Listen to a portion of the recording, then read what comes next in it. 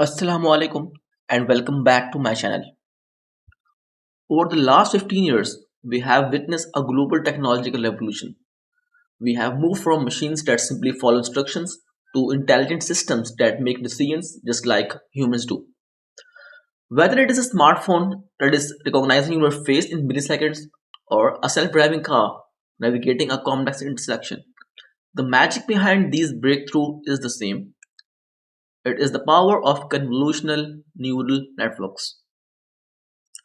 Today in this video, we are talking about convolutional neural networks, their significance and how do they work. But before that, we will discuss about the reasons behind the proposal of CNNs. Before CNNs, we had artificial neural networks that were fully connected networks, in which each neuron of one layer is connected with all of the neurons of the next layer. So there were two main reasons or two main issues with the fully connected networks. The first one is the loss of spatial structure, and the second one is the high number of trainable parameters. Let's take an example of this image. We have saved this image to computer and it is a two-dimensional array. Now if we are using a fully connected network, we need to flatten this image and transform it into a 1D vector and then give it to a fully connected neural network. Which means that if an image is 28 by 28, the size of the vector would be 784. So 784 features or inputs are coming to the first layer of the fully connected network. The problem here is that after transforming a 2D image to a 1D vector, we have completely ignored the spatial relationships that give a picture a meaning. So the correlations among the pixels has completely lost. Now the new network will consider each pixel as an independent feature. The second issue is the higher number of parameters. So as I said earlier, when we flatten a 28 by 28 image to a 784 size vector, there are 784 input features. Suppose if we have a neural network that has 512 neurons in the first hidden layer, then all 784 inputs will be fed to all 512 neurons in the hidden layer. So each connection between the input and the hidden layer would be a weight, and all weights and biases are the trainable parameters. So if we just calculate the number of weights between the input and the hidden layer, it would be 784 times 512. These are the number of connections or weights, and each neuron has its own bias. So we will add 512 biases as well. So it is around 4 lakh parameters. So we have just computed the number of parameters for the first hidden layer that has 512 neurons, and the number of trainable parameters, the weights and biases are around 4 lakh. High number of parameters result in high computational cost, high memory usage, and poor generalization that is caused by the overfitting. However, we have taken a very small image of 28 by 28. Suppose this image is 512 by 512 or even 128 by 128. You can just imagine how many number of trainable parameter we would have. And remember, it is just for one hidden layer. So the solution to this problem was convolutional neural networks. Let's first discuss the architecture of a CNN. So here we have an standard architecture. LeNet 5 is one of the first CNN architectures. It was designed for the handwritten digit classification. This diagram shows how a CNN processes an image step by step. So first, a small image that is handwritten digit is fed to the architecture. Then the image passes through a convolutional layer. This layer uses small filters to scan the image and detect simple patterns like edges, corners, and curves.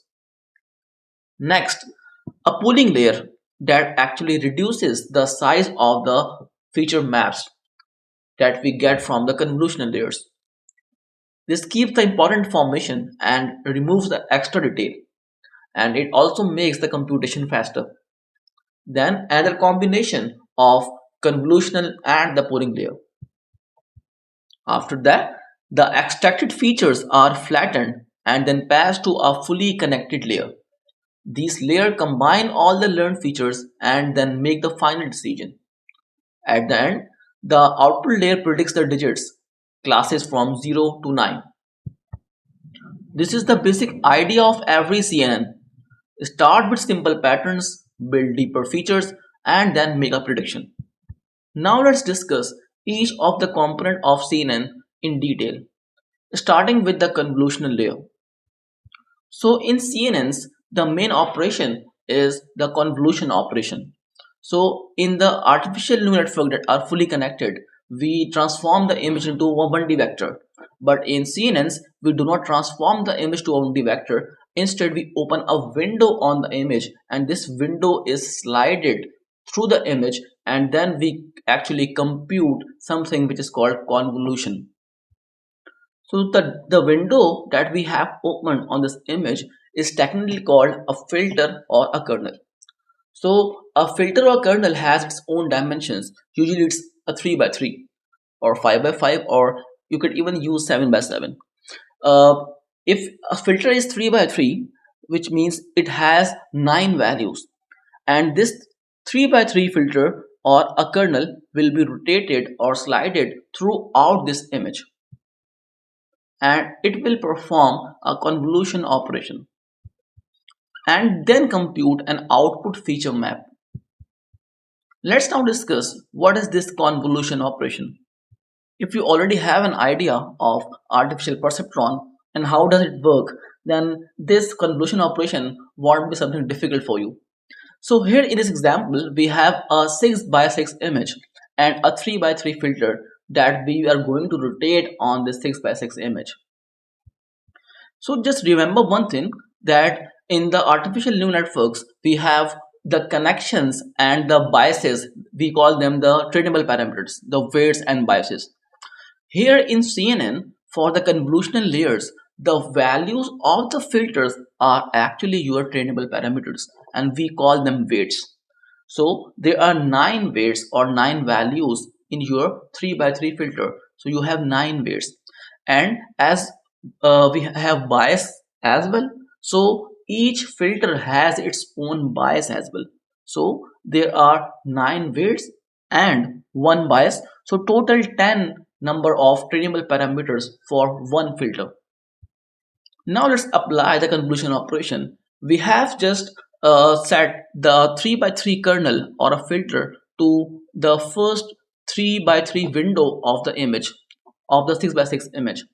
Now what we will do, we will just multiply the corresponding values of the filter and the image and then add them up, and finally we will add bias to it. So that's the same thing that we do in artificial perceptron. We multiply inputs by weights and then add bias. So here consider that the window of 6 by 6 image that is shown in red is your inputs, and the weights are a 3 by 3 filter, and then you will multiply them and then add them and then add the bias to it. So let's see, in the first value of the input image is 1 and the filter is -1, so we will multiply them, it will be -1. The next two values of the input image are 0, so that would be 0.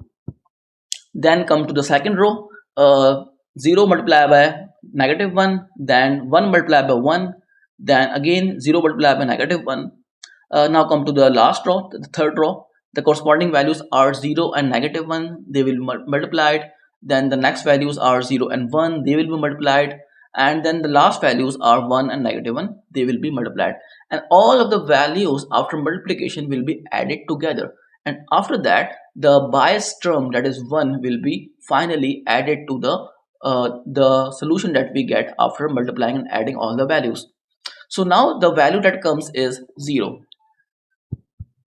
Now we will slide this window to one step right and then again do the same operation.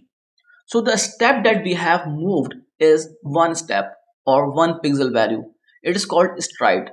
So the stride could be increased to 2 or 3 as well. Here in this example, we are working with the stride number, stride equals to 1. What is the impact of stride on the output feature map? It will be discussed in detail in the next video. So for now, the stride is 1, which is the step size is 1. So the filter or the window will be moved to the right or downwards by 1 row and 1 column, or generally by 1 pixel value. So again we will compute the same thing and the answer would be 0. We again move it to one step right, do the computation, again slide it and then do the computation. So the first row that we got is all zeros. Now we will bring this window or a filter to one step down and we will again do the computation of convolution. Similarly, we'll move to the same row again, and when we are done with the computation for that particular row, we will just slide the window by one row downwards. And once we complete all of the operations, we will get a 4 by 4 output feature map. And the values in the output feature maps are mostly zeros, and on the right side we have -1 2, -1 2, and on the last row we have 1 3 and 4.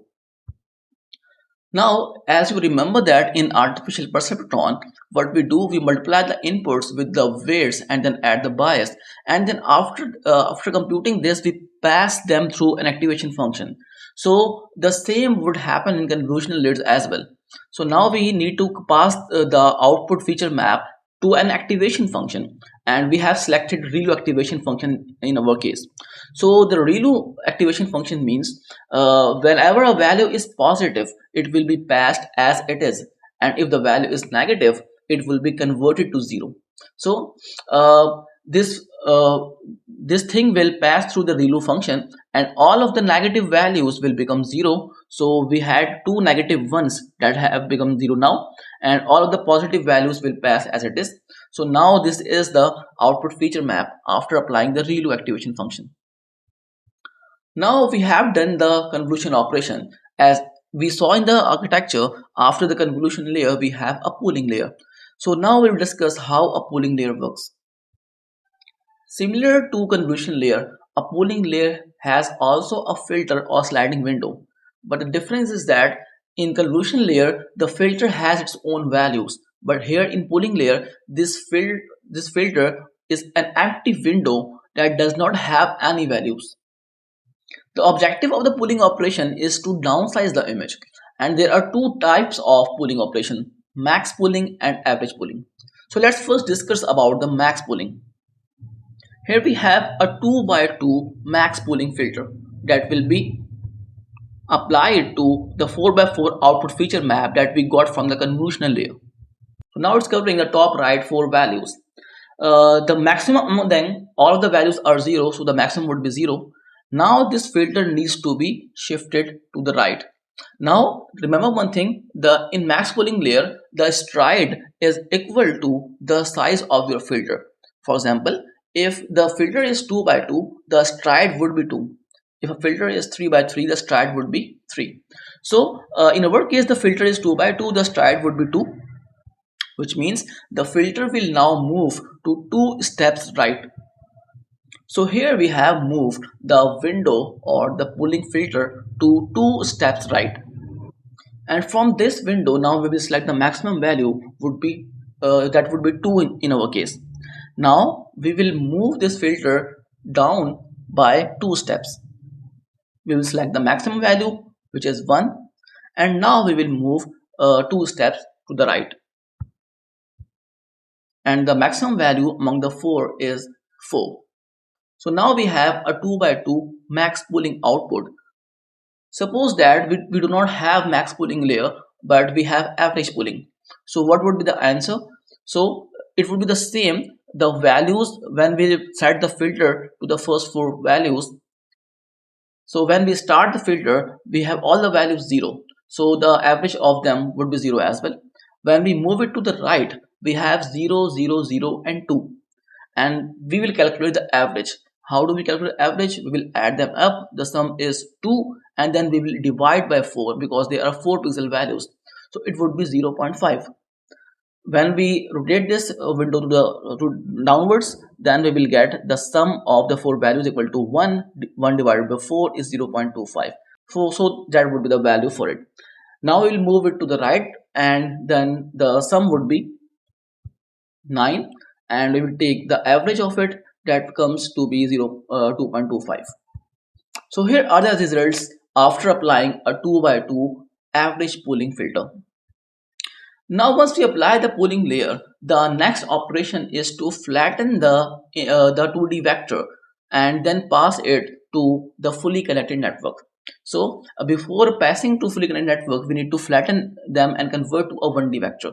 So here is our 2D vector, that is after the pooling layer 0, 0.5, 0.25 and 2.5. We will flatten it and convert to a 1D vector like this. So after converting it to a 1D vector, we are now passing it to a fully connected network. A simple network with one hidden layer and one output layer. So here you can see that there were 4 inputs, and each input will now be connected to each neuron in the hidden layer. So for the sake of example, we have here chosen a very small network with only one hidden layer and only 2 neurons. So the first value is 2.25. It will be fed to the neuron 1 and 2 as well. Second value is 0.25. It will also be fed to neuron 1 and neuron 2. The third value and the fourth value as well. And then finally these values of neuron 1 and 2 will pass to the output layer. The computation in the hidden neurons would be the same that we have already discussed in our previous videos, that the inputs will multiply by the weights and we will add the bias and then pass them through an activation function. I hope you have understood what is a convolutional neural network and the high level explanation of the architecture of a convolutional neural network. Now in the next videos we will be discussing about some more details of convolutional neural networks. So stay tuned and wait for the next video.